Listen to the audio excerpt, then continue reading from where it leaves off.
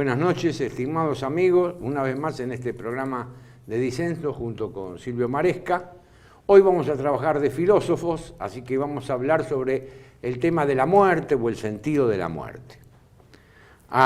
Por lo menos en mi caso siempre ha sido una preocupación esta de la muerte, porque recuerdo cuando estaba estudiando, en la época que estudiaba, leí en el diario íntimo de Kierkegaard, dice, la vida es preparación, no, dice, la vida es una enfermedad mortal, dice Kierkegaard.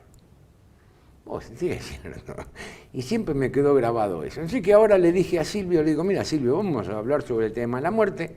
Me dijo que sí, así que parla, caro mío.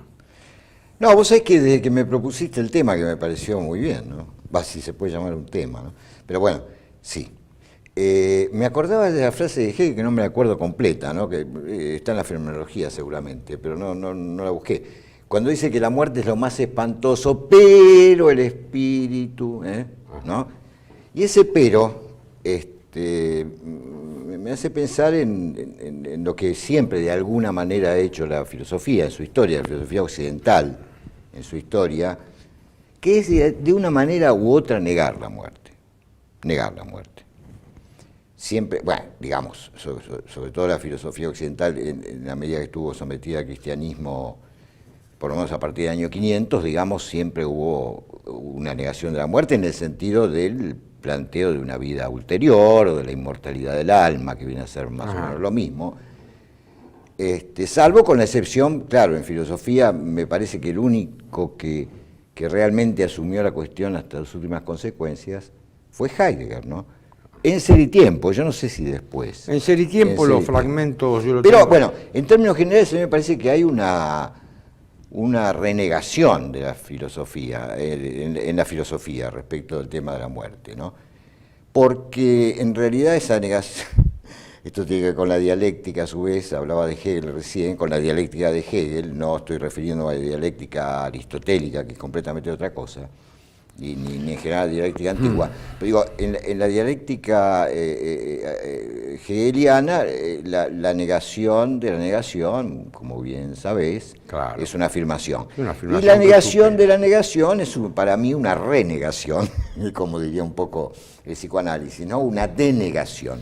Y yo creo que en la filosofía tradicionalmente ha habido una denegación de la muerte, lo cual quiere decir que no es que la filosofía desconoce la muerte de los individuos, porque la muerte es de los individuos, en cada caso, diría Heidegger, ¿no?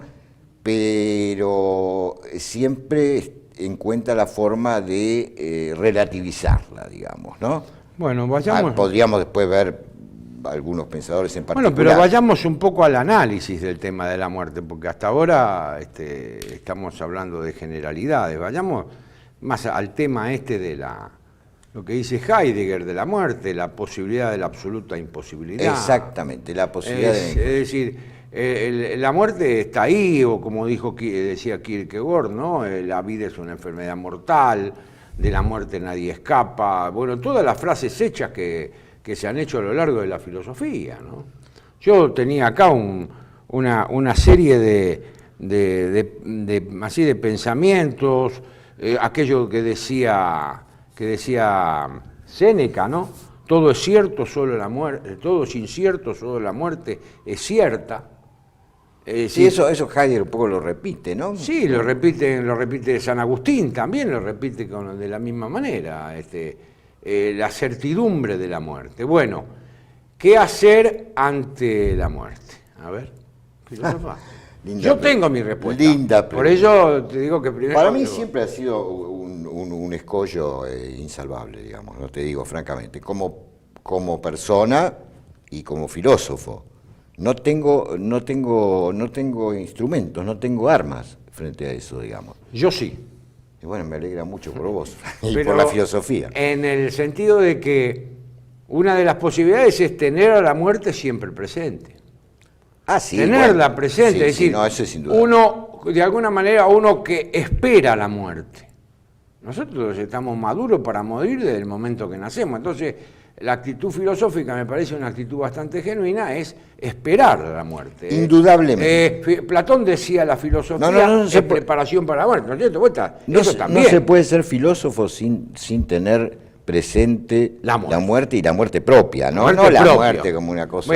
se muere. Claro. En general, se mueren los otros, uno nunca se muere. Claro. Borges tiene una frase que dice, bueno, todos los hombres se mueren, pero a lo mejor yo no me muero. A lo mejor Borges así, bueno, es famoso en El Inmortal. Son las formas de la denegación o renegación, digamos, ¿no? Sí.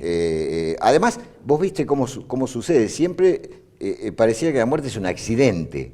Claro. El mismo Spinoza la considera un accidente, un mal encuentro. Te encontrás con una relación, un cuerpo se encuentra con una relación de movimiento y reposo que es adversa a la que utiliza el cuerpo propio. Pero esas son visiones erróneas de la muerte. Pero evidentemente, evidentemente no es un accidente. No es un accidente, para mí es un hecho que está. Pero lo que pasa es que vida. la impotencia del sujeto frente a lo inevitable, a esa, como decías muy bien, esa única certeza absoluta, más que la del cogito después de todo. Es tan enorme esa impotencia, tan enorme, ¿no? Bueno, eso viene de Séneca. Yo había rescatado algo interesante, te voy a decir algo interesante, andá con esta letra que tengo yo. Dice, de Homero, Hesíodo, Eurípides, la muerte es enemigo de los hombres y odiada de los dioses. ¿Quién dice eso? Eurípides. Eurípides. Sí, pero también lo toma de Homero. Es decir, la muerte, enemiga de los hombres y odiada de los dioses. Sí, yo no amo la muerte, no puedo decir que ame la muerte. Ahora, tampoco tenemos experiencia de la muerte. Heidegger queda ahí, en los fragmentos de Ser y Tiempo del 46 al 59, que es donde estudia la muerte. Yo tengo un trabajo acá para que veas que hace muchísimos años. Usted es un filósofo la prehistoria serio. Mía. Un filósofo pero serio. Y vos sabés que el tipo se queda. Bueno, te hace toda una analítica de la muerte que es interesantísima, porque, por ejemplo... Pero la reconoce como un hecho ineluctable, que forma parte de la estructura del Dasein. El tema, ¿no? cuando hace todo el análisis del aún no, por ejemplo, la muerte es un aún no, y todavía no, se muere, ¿quién? Otro se muere, yo no me muero. Esa es la impropiedad, ¿no? Es decir, la existencia impropia, ¿no? Y de alguna manera Heidegger explica toda la caída, ¿no es cierto?, en términos seculares, sí. La caída en la impropiedad de la existencia como forma de huida ante el ser para la muerte, que no es la muerte biológica, es, como vos dijiste muy bien, esa posibilidad de la imposibilidad, porque el hombre es un ser de posibilidades, pero entre ellas se presenta una posibilidad que es la posibilidad de la imposibilidad, ¿no es cierto?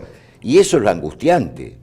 No la muerte como hecho biológico final, porque eso además transcurre en cierta forma exteriormente, ¿no? Pero el tema... Pero no se puede ser filósofo sin estar en estos pensamientos. El otro rasgo que me parece a mí que entra en el tema de la muerte...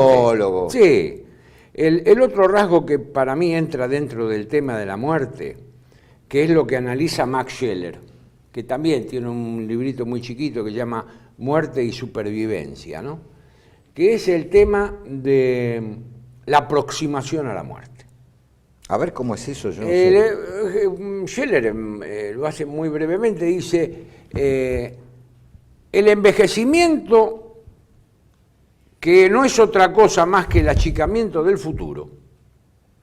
Un hombre envejece cuando se le achica el futuro, cuando va agotando las posibilidades, los proyectos de vida. No va con la edad, es cuando el tipo se le acaban los proyectos. ¿sí? Bueno, pero... Se le achica el futuro. Y entonces dice... Pero hay una relación. Sí, pero dice, yo la puedo entender a la muerte si yo la muerte la voy preparando. Bueno, macanudo. Está lindo el libro, fenómeno. ¿Y el tipo que se muere en un accidente? Pregunto yo, ¿no? ¿Cuántos miles de personas mueren en accidentes que no la preparan? Quizás que mueren jóvenes, que mueren a los 30 años, bien. 35 años, que la preocupación por la muerte no es tanta. Ahora nosotros nos preocupamos más, que tenemos 60 y pico, entonces decimos, no, che, mirá, la parca está más o menos cerca. No, vos sabés que yo siempre me preocupé, ¿no? Pero quizá porque soy hipocondríaco, qué sé yo. Pero no creo. Creo que como vos dijiste muy bien, no se puede ser filósofo y ninguno de ellos ha evitado hablar del tema o referir, pero siempre... Ahora, vos fijate una actitud como la de Sócrates, que es la de un intelectualismo absoluto, ¿no? Sí. Entonces él dice que en realidad tiene razón desde un punto de vista estrecha y estrictamente intelectual. Cuando él va a morir y está tranquilo, qué sé yo, ¿no? Y le pregunta a sus discípulos desesperados si alguno sabe qué pasa después de la muerte. Y en realidad nadie lo sabe, ¿no? Desde una postura estrictamente intelectual es perfecta la posición de Sócrates. Pero claro, me acuerdo de eso que dice Nietzsche sobre Sócrates, ¿no? En él la conciencia era instinto, la razón era instinto, estaba como invertida la cosa, digamos, ¿no? Creo que nosotros existencialmente no podemos seguirlo a Sócrates en ese punto, digamos, ¿no? Nosotros, aparte, pero claro, tiene caemos en razón. ¿Quién puede decir qué pasa después de la muerte? Pero, nadie bueno, volvió para contarlo. ¿Viste? Bueno, pero nosotros tenemos información sobre la muerte. Ahí es donde Heidegger llega. Heidegger llega a la fenomenología y nada más. Pero claro, hay un filósofo de la época de Heidegger, poco leído, que fue director de la tesis de Pierre Boutin, que siempre ponemos ahí en la pantalla, que fue Gabriel Marcel. Un conocido suyo. Que fue Gabriel Marcel. Gabriel Marcel, sí, lo he leído. Y dice Gabriel Marcel, en un momento determinado, dice Homo viator, el hombre que camina, ¿no? Y dice, la asistencia, aquello que nos da información sobre la muerte, es la asistencia amorosa en el lecho del enfermo. Dice Gabriel. ¿Qué nos da? ¿Qué dijiste que nos da? Que nos da información sobre la muerte. Alguna información, dice. ¿Y por qué? La asistencia amorosa, porque cuando muere un ser amado, uno muere un poco, dice Marcel. Entonces, se le da otro sentido a la muerte. Si cuando muere un ser amado, uno muere un poco, uno participa, de alguna manera te afecta la muerte del otro. Lo más que podemos llegar es dice Gabriel Marcel, a la asistencia amorosa en el tema de la muerte. Sí, no, es cierto que a nuestra edad ya muchos amigos han muerto, y amigos y personas queridas, y es cierto, ¿no?, que alguna experiencia hay, yo creo que es lejana, ¿no? Sí. Pero alguna experiencia hay, porque ese vacío cuando se muere un amigo, además es como que un pedazo de la vida de uno se muere con él, ¿no? Porque, digamos, todo lo que se compartió con esa persona queda como queda cristalizado, ¿no? Queda cristalizado. Y esa cristalización tiene olor a cala, como diría el amigo, me acordé, como diría el amigo Moyano, ¿te acordás? Olor a cala, sí. ¿Te acordás de aquello? Bueno, los muchachos son muy ocurrentes siempre. A veces tienen hasta frases con algún contenido filosófico, aunque no lo sepan. Olor a cala, sí. Porque la muerte tiene que ver con eso, ¿no? Con la cristalización del sujeto. El sujeto se cristaliza ahí, ¿no?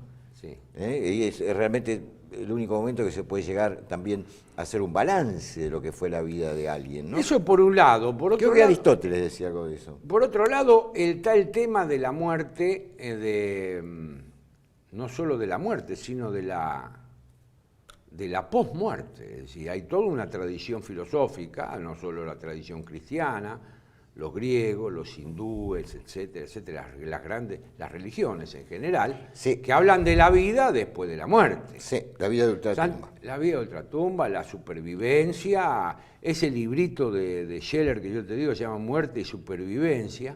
Sí. Entonces, después de la muerte, el fenómeno de la muerte se pregunta por el tema de la supervivencia. Sí, yo francamente no. Pero no puedo creer en eso, yo francamente no puedo creer en eso. Bueno, pero vos fíjate. Me parece infantil un tipo, punto, pero bueno, grande, vamos a hablar porque grandes pensadores han por supuesto. Han creído, ¿no? Mirá, yo te voy a leer una frase que es de Mama Gandhi. Si la muerte no fuera el preludio de otra vida, la vida presente sería una burla cruel. Y puede ser que sea una burla cruel. Si Jesucristo no hubiera existido, dice San Pablo, nosotros seríamos unos imbéciles, unos tontos, no sé cómo dice, nuestra vida sería estéril. Pero Bueno, pero el tema San fundamental. Pablo tenía otro conflicto ahí, ¿no? Pero el tema fundamental es que la filosofía se ha planteado desde siempre, desde sus orígenes, se ha planteado la posibilidad de la inmortabilidad del alma. Sí, sí, claro. Porque el Fedón de Platón no es otra cosa que decir, bueno, señores, el hombre se muere, pero su alma no. Sí, aunque viste que en Platón no queda clara si el alma es individual. Bueno, pero por eso sería... Es el intelecto agente de Aristóteles. Yo te voy llevando, vos déjame que yo como conductor te voy llevando y vos vas aportando. Me da orden, director, intervenga. Entonces vos fijate, este tema de la supervivencia de alguna manera quiere dar explicación también a la muerte, ¿no es cierto? Ahora, vos encontrás que los grandes pensadores cristianos, por ejemplo, Santo Tomás de Aquino, yo tengo una frase citada y la fui a buscar y efectivamente es así, dice, la muerte es la mayor desgracia que le puede ocurrir al hombre, porque en ella pierde su vida y su ser. Es la mayor desgracia. Que lo diga Tomás, ¿no? ¿Qué dirán los curas que lo leen a Santo Tomás todo el día? Es la mayor desgracia que le puede ocurrir al hombre porque en ella se le va la vida y el ser. Notable que diga eso, Tomás. El realismo que tiene. Entonces, ¿yo cómo puedo explicar la muerte si no hay una supervivencia? Ay, ¿por qué? Quizás ahí no, te quiero llevar. No, pero quizás no sea explicable. Bueno, explicable. Vos lo dijiste en un momento, leyendo una frase de quién era, ya me olvidé, ¿no? No importa. Sería, no, pero lo que decías de la burla cruel. Claro. ¿Por qué no pensar que un Dios maligno, pues, digo ya que estamos en un plano de leyendas, ¿por qué no pensar que un Dios maligno se divierte con la comedia humana? O un conjunto de dioses malignos. Está bien, vos pensás que Dios juega con los hombres como con los dados. Peor. Que se goza de la comedia humana. Porque digo, si la muerte es un hecho final, ¿no? Definitivo, sí, para el individuo, para el individuo singular, efectivamente todo esto es una comedia ridícula. Bueno, todos los afanes humanos, todas las preocupaciones humanas, el trabajo, todo se vuelve absolutamente absurdo. Por eso un tipo como Camus se pregunta si lo único que vale la pena es el suicidio y concluye que no al final, pero digo, se lo plantea, ¿no? O sea, y la muerte de Dios, digamos, la declinación del cristianismo va tornando cada vez más evidente la comedia humana, digamos, ¿no? La época del cristianismo dominante fue una época trágica. Nuestra época es una época cómica. Al desaparecer Dios del escenario, todo se vuelve ridículo. Bueno, pero por eso mismo... Los esfuerzos humanos, sobre todo. Pero por eso mismo particularmente. A mí, por lo menos a mí... Como verás, soy más escéptico que vos. Yo calculo que a mí, como a los oyentes, les gustará saber cuáles eran las razones que aducían los griegos para hablar de la inmortalidad del hombre. Los griegos del alma, ¿no? Sí, bueno, el hombre no es solo cuerpo. ¿Cómo es en Aristóteles? Sí, a ver, usted que es un especialista. Pero el hombre no es solo cuerpo. Es él.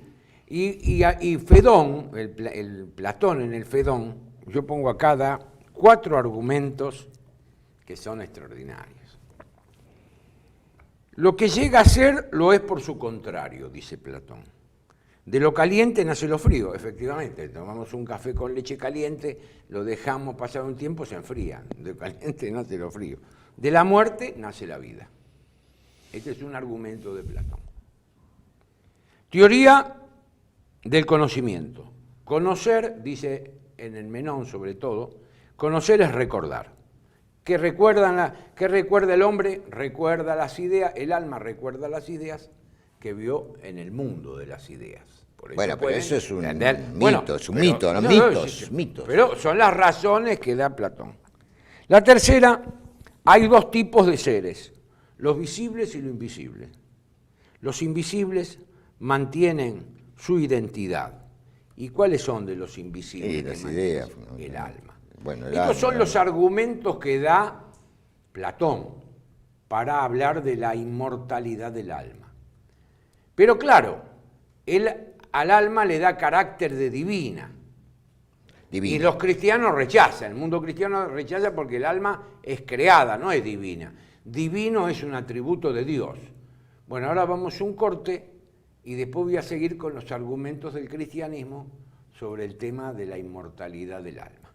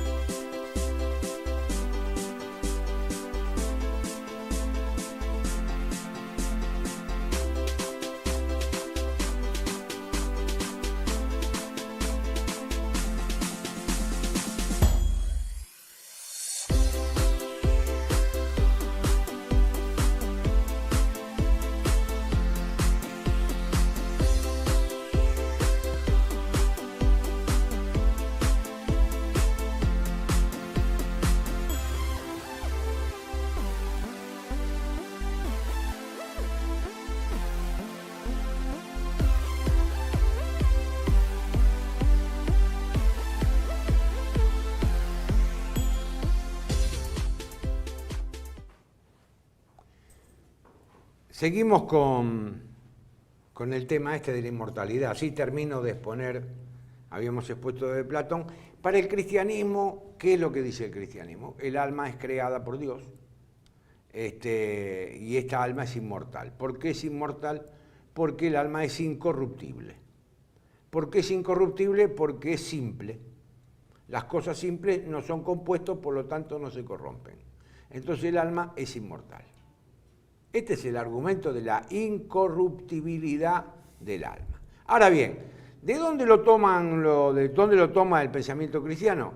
Toma algunos argumentos, pero sobre todo lo toma del famoso nous de Aristóteles, el intelecto agente. El intelecto agente, que decía Aristóteles. Pero que para Aristóteles era impersonal, ¿no? Sí, absolutamente. A mí me parece impersonal. Tenía más razón Averroes ahí que Tomás. Sí. Yo creo que es impersonal. Más razón en relación a Aristóteles. Pero no, y Aristóteles mismo cuando ¿Qué es la ciencia? Es el conocimiento científico. Claro, pero cuando uno, por ejemplo, vos tenés dos formas de planteo del tema de la inmortalidad.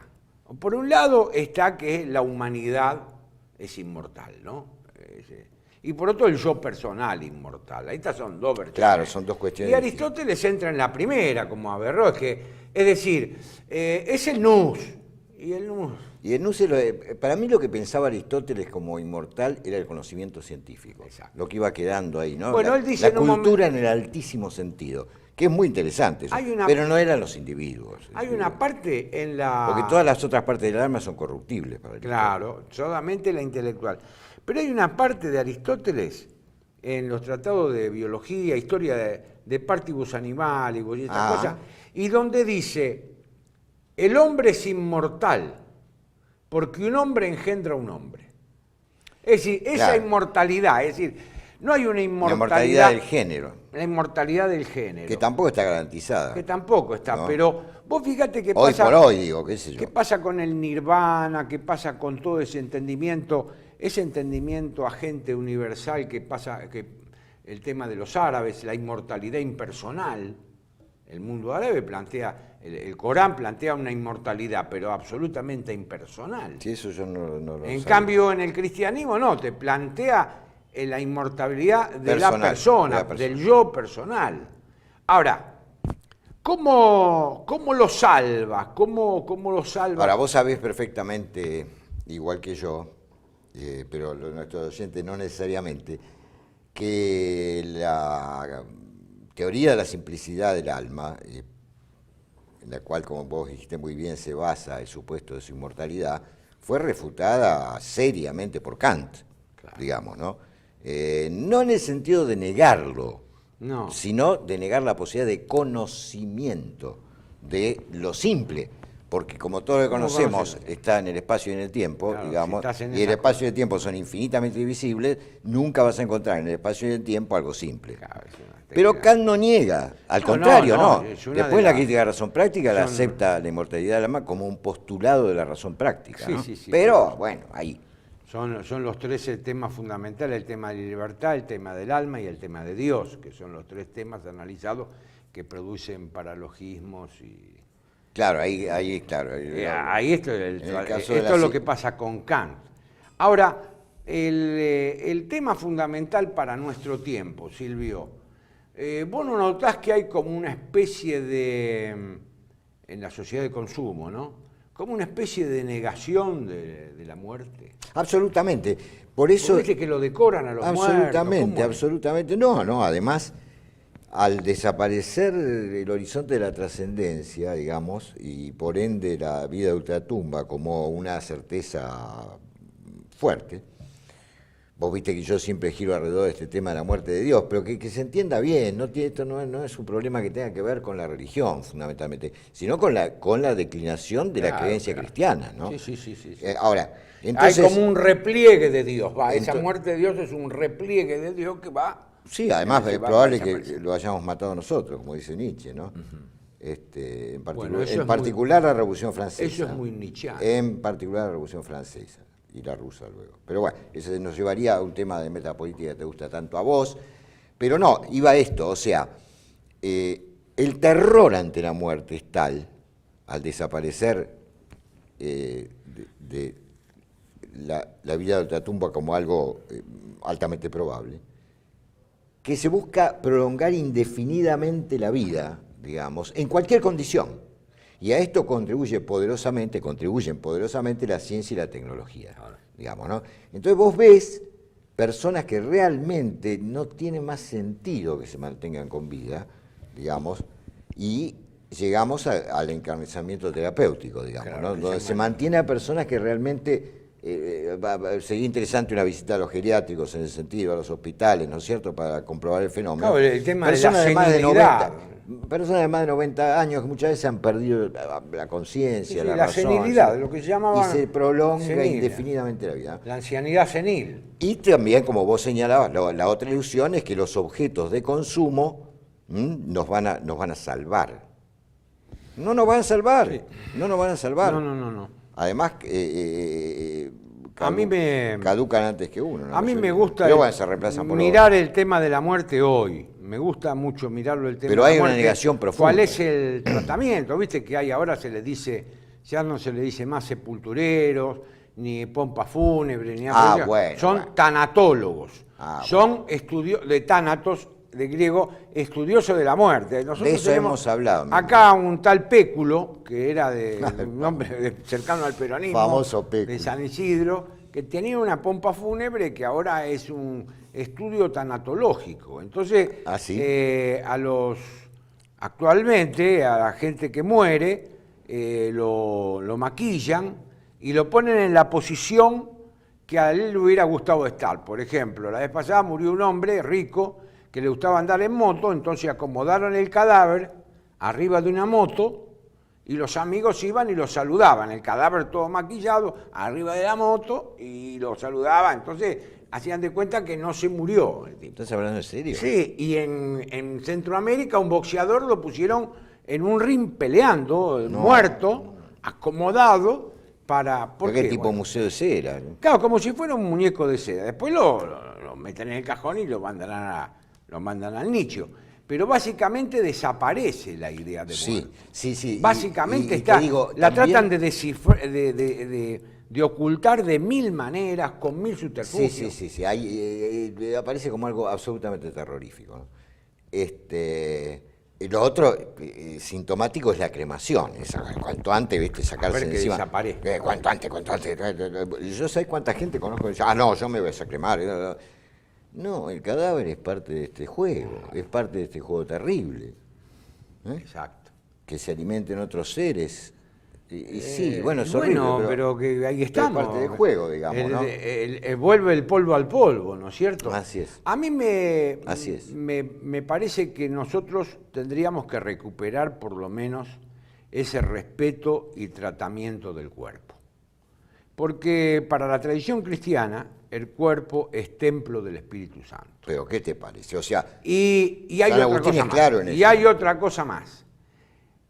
El alma, los antiguos, durante todos 1000 años se sostenía, el alma es forma corporis, que le da forma al cuerpo, que le da Sí. la esencia del cuerpo, Aristóteles. es el alma, ¿no es cierto? Después vino todo el tema con Descartes, viene la distinción entre res Claro. cognitas, res extensa. ahí donde el cuerpo se convierte en un objeto. Claro, y Recién después ahí. vienen yo qué sé, las órdenes, los franciscanos. Yo siempre le explico a lo mis que- alumnos, el lo- dualismo cuerpo-alma es moderno esencialmente. Estaba en Platón. pero Exacto, bueno. es un antecedente, pero nunca con No. el rigor, digamos, Sí, que sí, tienen sí. Descartes. Pero- donde el cuerpo propio incluso es un objeto, bueno, hoy lo trata la medicina, ya sabemos todo lo que viene ahí, ¿no? Pero es La un tecnología. producto de la modernidad. Absolutamente. Y vos fíjate que las órdenes religiosas más El importantes... olvido del cuerpo es un producto de la modernidad. Y todo este supuesto culto del cuerpo que hay en la actualidad no es en absoluto un culto del cuerpo ni un respeto por el cuerpo, sino que es someter el cuerpo a exigencias de la representación mental que se tiene del cuerpo. De ahí las gimnasias, las dietas y las 1000 maneras que hay de transformar el cuerpo en un objeto agradable para la mente que representa. Sí. Pero no es respeto exactamente No es por el respeto al cuerpo. cuerpo, no, En no es absoluto, respeto al cuerpo, de no. que estabas hablando vos. Y te agrego algo que vos lo sabés igual que yo. En la ciudad de Dios, Agustín es clarísimo y lo repite 1000 veces esto. O sea, el pecado es cosa del alma, no del cuerpo, porque el cuerpo fue creado por Dios y como por ende es bueno, porque todo lo que ha sido creado por Dios es bueno. Y además el cristianismo agustiniano, y no solo agustiniano, concibe la resurrección de los cuerpos, digamos, Claro. no acepta que la inmortalidad pase exclusivamente por el alma. No. Esa es una etapa provisoria Bueno. hasta el momento del juicio final. Muy bien. Ahí llegamos a otro punto, porque la muerte nos lleva a otro punto, que es el tema de la inmortalidad. Y ahora nos lleva a otro punto, que es el tema de la resurrección. Y Vos bueno, fijate que si el alma es forma del cuerpo, entonces, ¿qué pasa con la muerte? El alma se separa del cuerpo, el cuerpo se corrompe porque es compuesto, el alma no porque es simple, pero si la función del alma es informar un cuerpo, ¿dónde queda ese alma o esa alma?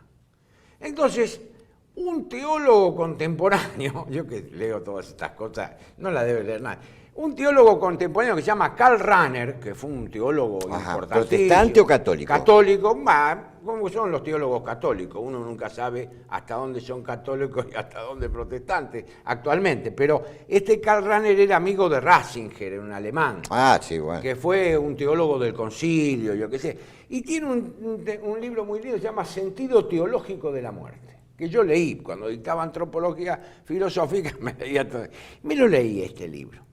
Y el tipo se plantea el tema, dice, no, nosotros tenemos que recuperar la tesis de los antiguos. La resurrección para el cristianismo, la resurrección tiene que ser inmediata, porque la función del alma es informar un cuerpo. Por lo tanto, el cuerpo tiene que resurrectar o resucitar después de ser juzgado, bueno, y todos esos mecanismos que hay en el medio, en forma gloriosa, pero inmediatamente Bueno, para que el agua el lo tema- informe. ahí hay toda Bueno, una- te estoy hablando de un teólogo Sí, no, de la gran pero hay una flauta, discusión ¿no? que viene muy atrás, Bueno, ¿no? por O eso. sea, el cuerpo de la resurrección Sí. no es el cuerpo corruptible ya, es el Ah, cuerpo no. glorioso. Es el cuerpo glorioso, es decir, ¿No? el cuerpo... Ahí viste que hay toda una discusión Sí, sí, el acerca cuerpo glorioso. de cuando Jesús resucita y aparece ante algunos de sus discípulos. García Bazán ha trabajado sobre eso en un libro Sí, sí, importante. pero... Parece que no lo tocan porque no es un cuerpo carnal, ahí hay toda una discusión. Yo no Sí, me sí, acuerdo sí. bien de No, los es argumentos, cierto. pero hay toda una discusión acerca de qué tipo de cuerpo es el cuerpo de la El cuerpo es resurrección. glorioso, pero resucita en las mismas condiciones que fue su vida, en las mismas Sí, no, condiciones que Agustín estuvo en es su más vida. específico todavía, dice, ¿y cómo resucitan los mártires que han sido torturados, etcétera? No, dice, resucitan en el momento de su mayor belleza. De plenitud. Fíjate la Su cosa mo- griega ahí, Claro. ¿no? También. Como En está el presente. momento de su plenitud. En el momento de resucita. su plenitud, no Sí, sí, un sí. viejo choto. Ahora, yo Como digo una nosotros, cosa. como Bueno, nosotros, pero mi nosotros estimado vamos a amigo. resucitar no con el pelo Claro, canoso, claro, el claro. pelo negro, todo bien. Claro, y usted con más pelo, supongo. Y por supuesto, Bueno, vos no porque tenés yo bien, tengo- vos estás tengo fenómeno, bien. no te podés quejar. Che, y entonces llegamos así al tema, hasta el tema de la resurrección que hablamos. Por supuesto que todo esto lo pueden consultar en la cátedra de Metafísica de la Universidad de Buenos Aires, que todo esto se dicta Sí. semanalmente, Sí, sí. así que ustedes vayan y pregunten. Pero otro tema. Hemos expuesto medianamente con Silvio, o sea, la fenomenología de la muerte, las consecuencias de la muerte en relación a la sociedad, pero ahora vamos a las preguntas existenciales. Yo pregunto, en el caso personal tuyo, ¿qué tratamiento, cómo encarás el tema de la muerte? ¿Qué respuesta tenés vos? Sí, Silvio pero ya me Maresca? preguntaste, yo ya te dije que estaba desarmado frente a eso. Ah, Te lo dije. desarmado. Ya, desarmado, ya te lo dije. Desarmado en forma personal y también filosóficamente. quiere decir que para vos es como un destino la muerte, una cosa ineluctable, Sí, sí, sí, sí. que no podés superar. Y definitiva.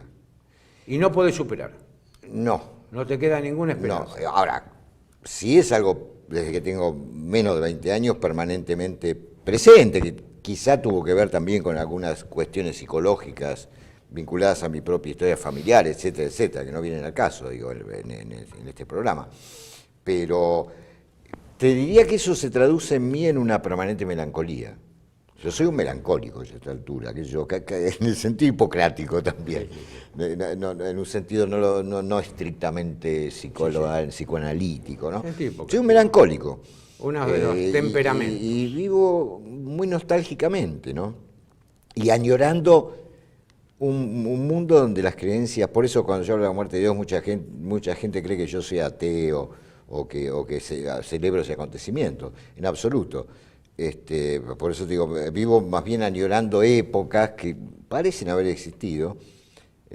La otra vez hablamos de la reconstrucción del pasado, flor de tema, ¿no? Donde había creencias compartidas más firmes, porque también esto depende mucho del contexto social y cultural, ¿no? Las creencias vigentes. Por supuesto, me burlo del consumo. Digo, a nivel personal, tener, como vos lo señalaste muy bien al principio, una conciencia clara de esa posibilidad y la imposibilidad, te hace más sabio, digamos, y te hace prescindir. Porque esta es una época en la cual tenemos que prescindir, ¿no? Yo lo digo muchas veces en la forma de que para mí saber es saber lo que uno quiere saber y lo que no quiere saber. No es saberlo todo. Exacto. ¿No? Entonces te hace prescindir, por ejemplo, de toda la información innecesaria que hoy circula. Saber Esta conciencia de la prescindir. muerte te hace prescindir no solo de objetos de consumo, de cosas que uno realmente no necesita, sino también del exceso de información, que es uno de los males más grandes de nuestra época.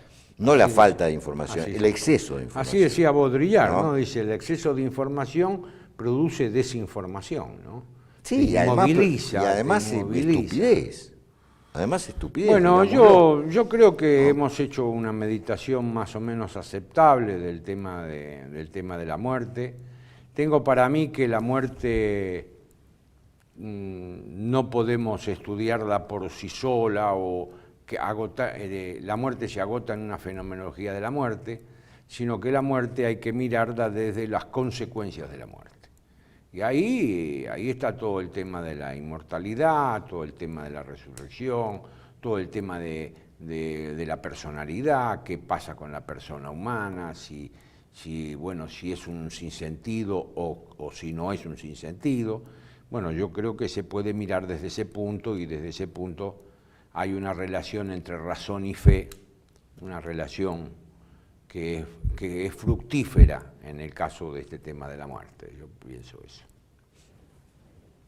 Señores, dejamos de trabajar de filósofos y la próxima vez volvemos a conversar de bueyes perdidos. De algunos de estos otros temas que nos preocupan. Bueno, nos preocupa. mande, Nos preocupa y nos sí, tiene que preocupar, si no, no seríamos filósofos. No. Para mí un filósofo, lo hemos dicho varias veces en este programa, para mí un filósofo que no está preocupado, digamos así, o ocupado, si vos querés, en la cuestión de la muerte, no es un filósofo serio, no es importante.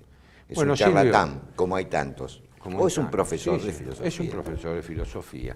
Bueno, quedamos a la espera de las noticias de los oyentes, si alguno quiere tratar algún tema en particular. Nosotros cada tanto vamos a meternos en algún tema estos específicos, estrictamente. Otro tema interesante que tendríamos que tratar es el sufrimiento, ¿no? Que tiene un parentesco con eso. Sí. Tiene parentesco. El sufrimiento, el dolor. El dolor. Bueno. Pero no me refiero al dolor corporal solamente, sino al dolor psíquico, al dolor espiritual. Bueno, en otro programa vamos a tratar el tema del sufrimiento y el dolor.